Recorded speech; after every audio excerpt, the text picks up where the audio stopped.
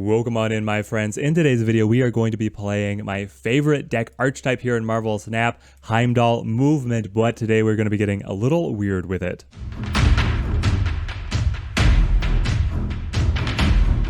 I have two different deck variations for you guys that is taking advantage of some recent balance changes and some of the flex slots that the Heimdall deck has. The deck list I have above me is the first variant that I am calling Heimdall Control. It has all the common movement engine pieces, Vulture, Multiple Man, and then I'm using Dagger instead of Human Torch because of just how my collection has been set up. I haven't collected Human Torch, and Human Torch is susceptible to being destroyed by both Elektra and Killmonger.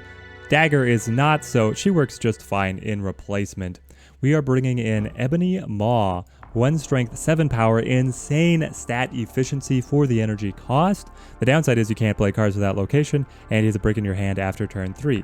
Well, Heimdall can get cards to a location without playing them there, because both Iron Fist and Heimdall will be able to move us to the left. We'll try and play Ebony Maw directly on the left and still be able to get bonus power there, surprise our opponent potentially by how much we're able to get and throw in the assist to the Ebony Maw. We can also use Doctor Strange to be able to move him to a location that we fill up otherwise. So there's a lot of flexibility here. We take away a major downside of the Ebony Maw. And in a very similar vein, we're playing Storm, able to flood a location, preventing our opponent from playing cards there. If I can click to the actual flooded, there we go, cannot play cards to the location.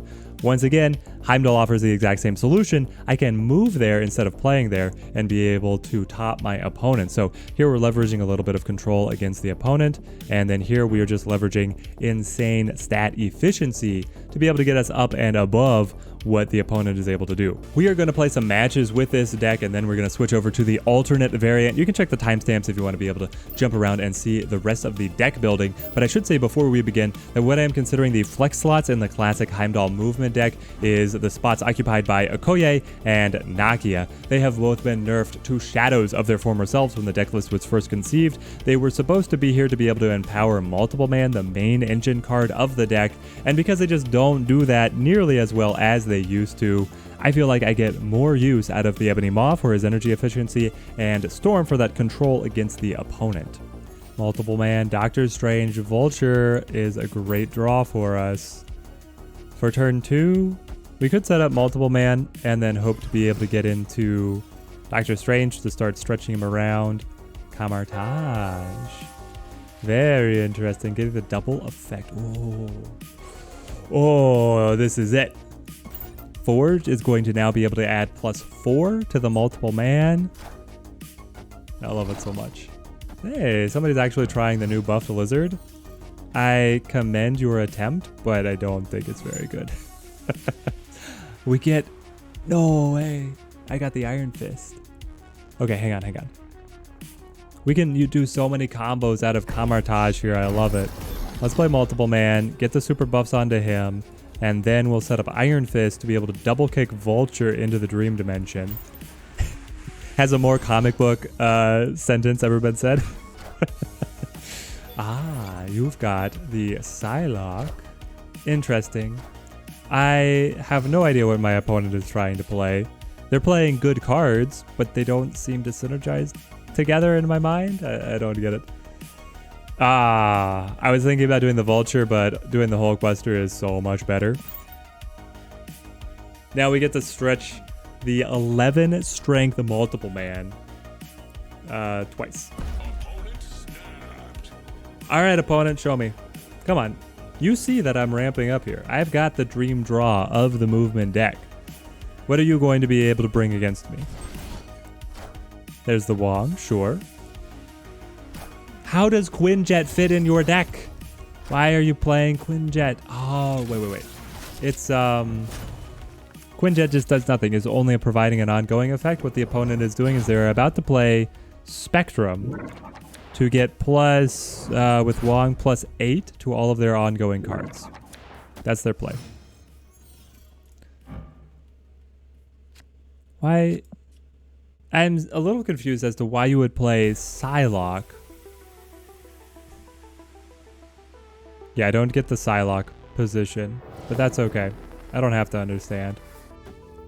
I don't have to understand as I duplicate 11 strength Multiple Men to fill up Hell's Kitchen. Psylocke has nothing to do with this deck. It allows you to get Wong out early, but the only card that you want to play with Wong is Spectrum. So this is going to be another ongoing effect. And there we take Lizard down to a 2. There's the Colossus.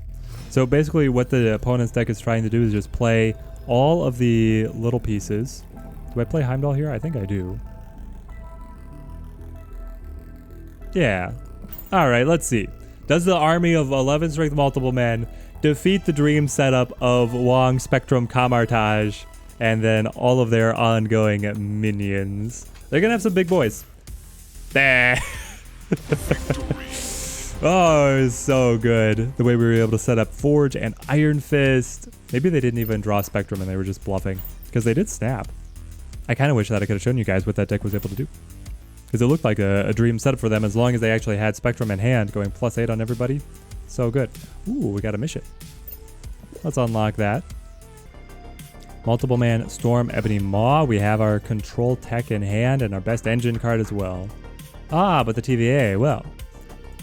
Allow me to present the advantage of Ebony Maw, giving you insane efficiency up at the TVA level. We could have played Storm to be able to counter the TVA. But I don't know, I'm feeling pretty good here. We just line up a Iron Fist. Hang on. No, it's probably Kraven. I'm gonna snap. Our deck is brilliant for early wins. The opponent playing Daredevil, maybe they have something to counter the TVA. But we can just keep on playing business as usual. Play the multiple man. We don't need to go late. We can win right here. Hulkbuster Iron Fist combo on top of the multiple man is so efficient. There it is, the Storm. So they are also running a Storm. Alright, now we're in for the full game, but that doesn't change how we were playing at all. I love this. It is... I mean, it's just so good. Iron Fist Hulkbuster. To be able to kick the 7 strength multiple man, stretch him back. I can then play Doctor Strange.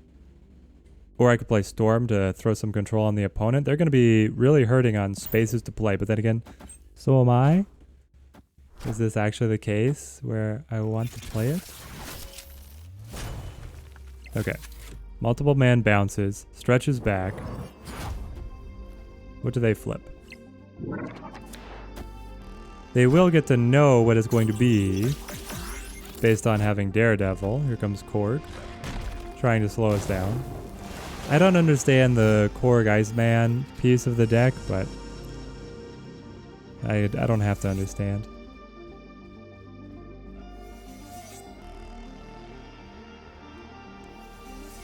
If I play Doctor Strange, I believe I pull this multiple man and the Ebony Maw.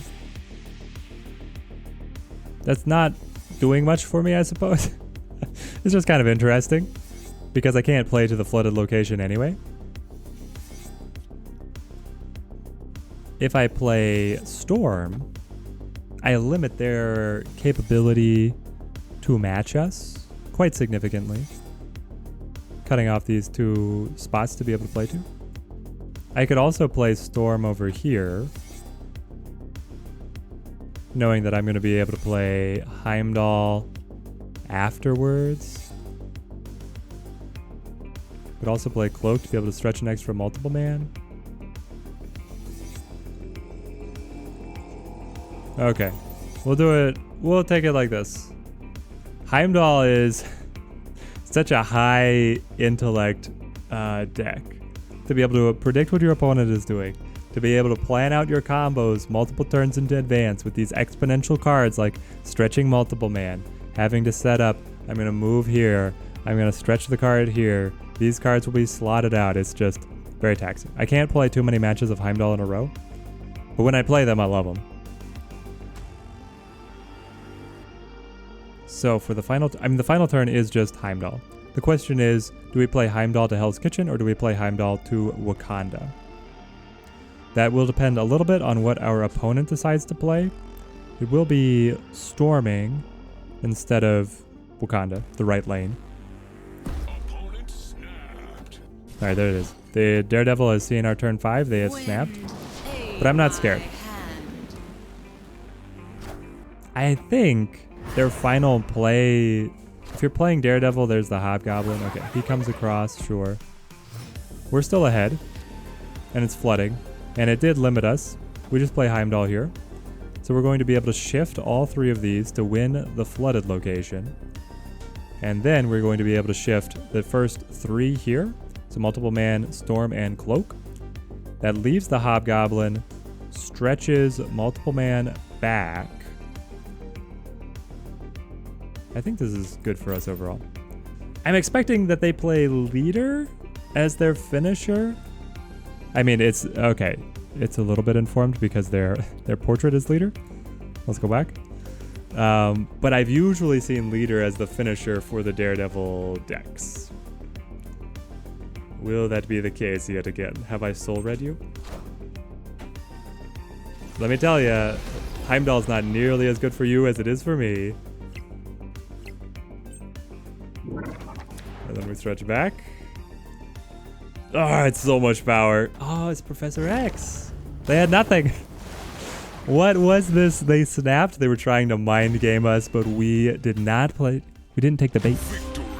I'll play chicken when I've got Heimdall in hand and my deck is geared up. There it is. Fantastic play. Double flooded locations. Ebony Maw, Heimdall control wins out over Daredevil control. Now we're going back into the lab with the other alternate version of the deck that I was saying that we were going to be able to showcase for you guys. We drop Ebony Maw. We don't like him. He's a brick in our hand. He doesn't let us play cards to that location. Storm, terrible card. Hate playing with her. Bring in Nova and bring in Killmonger. This is basically the splash of Nova Killmonger that was absolutely everywhere prior to Nova getting cut in half. It's still really good for this deck because we spam out so many pieces. Being able to duplicate multiple man means that we have a number of different buff targets, and the only other card that's a 1-drop that we might potentially destroy with our own Killmonger is Iron Fist. Being able to pick up a couple of kills on the opponent's side of the board, and then Killmonger is looking fantastic. There we are. Deck list up above is updated. You guys are going to have to let me know down in the comments what variant of Heimdall you guys prefer playing, and also which of the 2 variants that we've showcased today you guys are interested in trying out. And there it is, a Nova in the opening hand. Pretty fun. Let's go ahead and play him down. The opponent is going to have no idea what kind of deck archetype we are running here. Nobody else really runs just the Killmonger Nova package on its own, but here's the thing. It's up against what was Nakia and Okoye, being able to get buffs onto multiple man as the main reason for running those cards. Nova does that, along with buffing everybody else. And Killmonger gives us a little bit of control over the opponents who are running a lot of 1-drops. Our opponent here not running a particularly high number of 1-drops, but that's okay. Do I want to set up a Dagger? Being able to go Dagger and then into Cloak, Forge to set up something else feels okay. Well, I shouldn't make too many plans because Adelan is going to shuffle the entire hand around. There's Lockjaw. Interesting. So it's a Mr. Negative slot machine style deck. We redrew Cloak. We got Heimdall in there, which is quite fun. Let's pull Dagger over. And then I'll play down the Forge, I suppose. We're high enough on the energy curve we can combo Iron Fist with any kind of power piece that we draw. Any engine piece, either Vulture or multiple man. And then both of them will also benefit from getting tagged by the Forge. Jubilee into the Mr. Negative. I mean, that's the dream scenario for Lockjaw, right?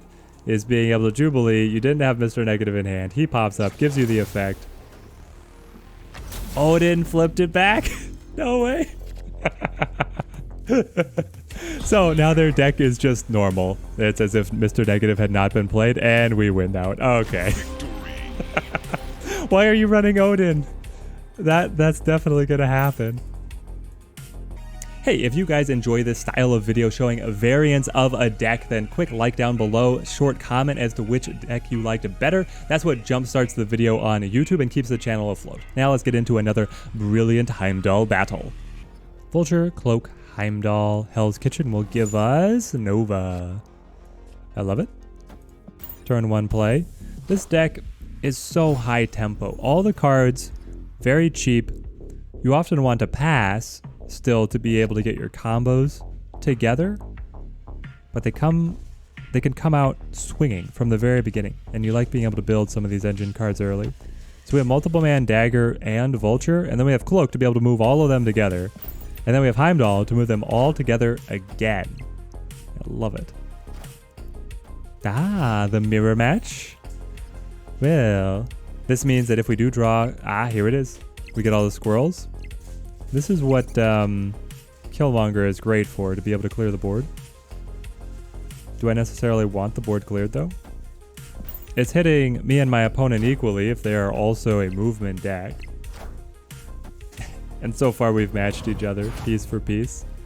But they're going to go ahead and combo Iron Fist with the Vulture. Fair enough. Buffing up that Nidavellir. Hulkbuster, I would love to play you, but your odds of actually hitting Multiple Man, quite low. Turns out, very low. Let's play Cloak here. We get Multiple Man to stretch out. And then we could play Killmonger to open up the board, Heimdall to be able to play in, and we want to make sure that we consolidate at Nidavellir. If we're moving and having to choose between Vulture and Dagger, we move Vulture here. Though, on the way back to Nidavellir, Dagger is going to be able to hit a very large buff. The opponent's still playing the perfectly traditional Heimdall movement deck, which there's nothing wrong with that deck. Running Nakia is pretty weak. Okoye is still okay for it. We stretch the Multiple Man. Bring over the Vulture. And then is it time for Killmonger to shine? I feel like it is.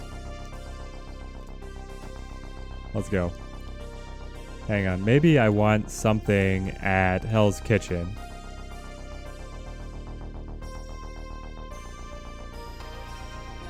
It's tight, but I do believe I want to do this. It's going to basically benefit both sides the same.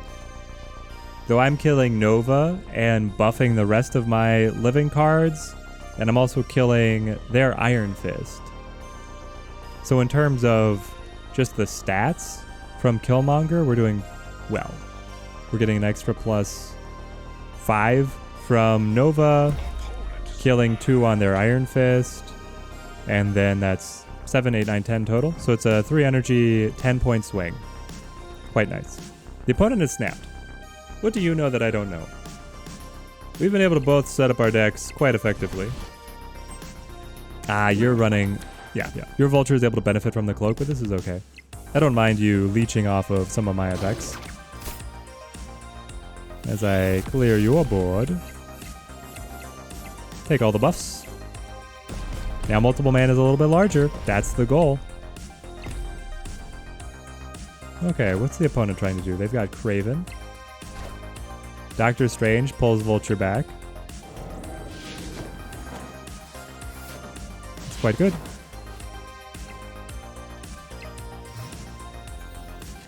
Now we snap back. And we play Heimdall to Nidavellir. We're going to throw Dagger, Multiple Man across. Cloak, Multiple Man, Vulture come back in. How are you going to top this? You've stacked up your Vultures so large that if you play Heimdall, he's going to win Hell's Kitchen, I believe. He'll be a 28 versus my significantly less than 28. But then how are you going to win Nidavellir if your best card leaves? And how are you going to win Central Park? You're not going to be able to. What did they play? Did they have something else that tops at Hell's Kitchen? Because if they play anything else as just a solo card, then it doesn't beat what we have here at Hell's Kitchen.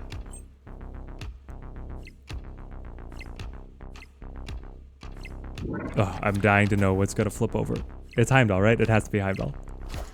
It's Captain Marvel. Interesting. They knew that Heimdall would have been defeat for them because they had all their power built up in the Vulture. But you know what? This Vulture did not even win its location because my Vulture is almost as big. Let's go. Cloak, Hulkbuster, Heimdall. a fairly good opening for us. Doctor Strange. So we have all our facilitator cards, none of the engine cards. It's a little rough. We may play Cloak just for some tempo. We'll see what we draw into. Turn 2. Come on, give me multiple man. Multiple man would be the dream here. I get Forge instead. Well, I'll set up Forge and then hope to be able to draw one of our engine pieces.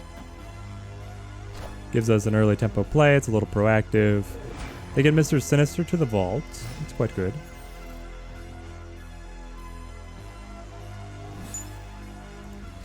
Ah, perfect. Hell's Kitchen. Well, I want to be careful with the order. We go Dagger and then Nova. I don't know why I'm just playing Nova on left, but that's where I feel like he belongs. They got the Hulkbuster? Okay, sure.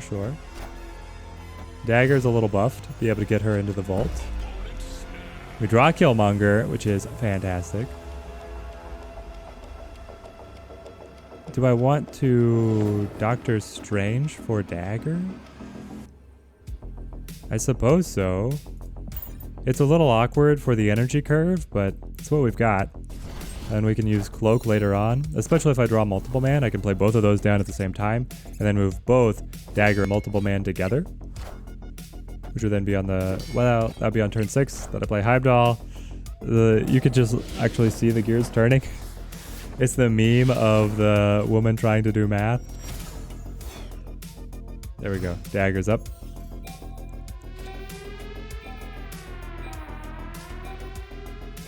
Let's play... I would like to play Killmonger too. Is Killmonger better? Killmonger's pretty good. He gives us... Well... He kills all the squirrels and Ant-Man. Yeah, Killmonger is very good.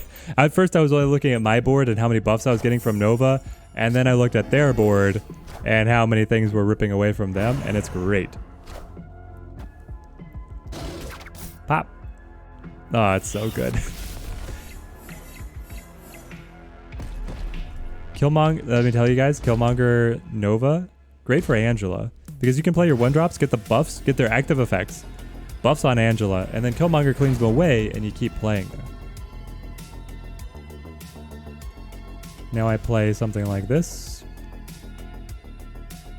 So she will get the buff, and then I can play Heimdall here to be able to top Angela.